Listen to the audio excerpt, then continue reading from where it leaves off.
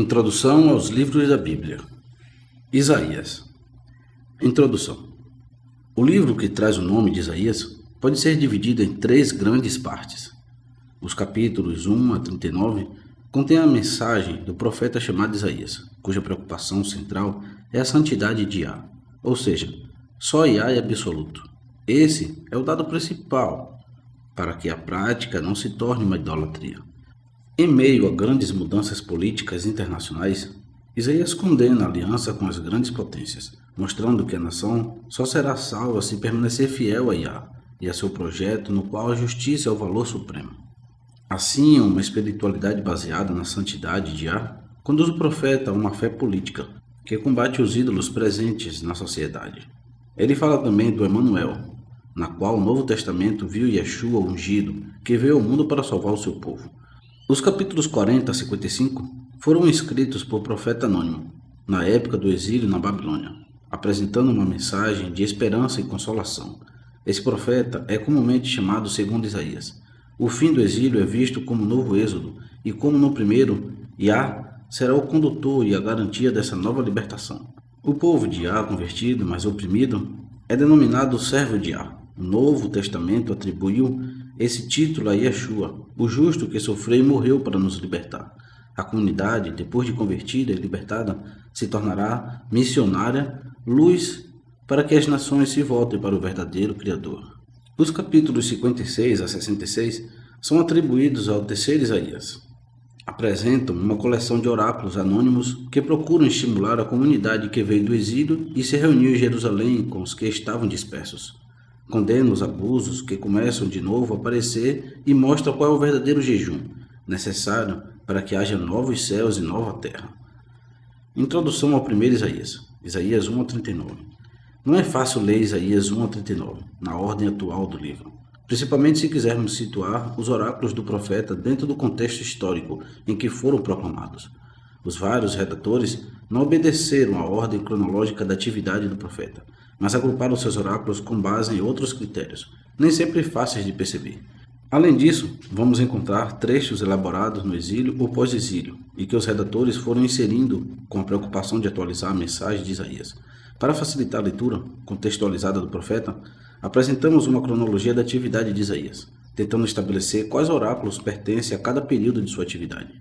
Primeiro período, durante o reinado de Joatão, 740 a 734 a.C. do ungido. O fato internacional mais relevante na história do Oriente Médio, no século VIII, é o reaparecimento de uma grande potência, a Assíria. Subindo ao trono Teglat-Falazar III, esse império começa a perturbar a tranquilidade dos outros países da região. Entretanto, o reino de Judá vive uma época de grande prosperidade econômica e independência política, não sendo ainda atingido pelo expansionismo da Síria. Tudo parece estar muito bem. A prosperidade e paz é acompanhada por uma atividade religiosa intensa, com grandes festas e culto pomposo nos santuários. Tal situação, porém, mascara outra bem diferente na ordem social: injustiças, arbitrariedade dos juízes, corrupção das autoridades, cobiça dos grandes proprietários, opressão dos governantes.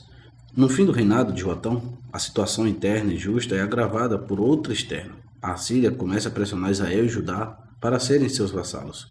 É dentro desse contexto que podemos ler Isaías 1 a 5, menos alguns oráculos que foram acrescentados por redatores de época posterior. Segundo período, durante o reinado de Acais, 734 a 727. Para entender a atividade de Isaías nessa época, é importante conhecer algo sobre a chamada Guerra Sírio-Efraimita. Trata-se de uma colisão entre o reino de Arã, também chamado Síria, cuja capital é Damasco, e o reino de Israel, também denominado Efraim, com a capital em Samaria. O rei Razon de Arã e o rei de Israel, Faseia, filho de Romelias, se unem para enfrentar o avanço da Síria, recusando o seu domínio.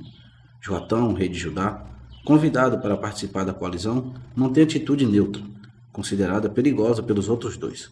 Quando morre Joatão, seu filho Acais sobe ao trono. Mantém a mesma reserva, mas é pressionado a decidir-se, inclusive ameaçado de perder o trono e ser substituído por um aliado dos sírio-efraimitas. Temeroso, Acais está a ponto de ceder às pressões de Razon e Faseia, ou perdia a proteção assíria contra os dois. É nessa conjuntura internacional que o profeta Isaías começa de novo a sua atividade. Terceiro período, durante a minoridade de Ezequias, 727 a 715. Quando Acais morre, seu filho, herdeiro do trono, tem apenas 5 anos. Um regente se encarrega do governo até que o pequeno rei atinja a maioridade. Morre também Teglat-Falazar III, rei da Síria, e seu sucessor é Salmanasar V. A coalizão entre os reinos de Israel e Irã é destruída pelos assírios, que colocam sua força militar para conquistar a região da Palestina. Quarto período, durante a maioridade do rei Ezequias, 714 a 698. Durante 20 anos, o reino de Judá vive pagando tributos à Síria. Em 714, antes do ungido, aos 18 anos, Ezequias começa a reinar efetivamente.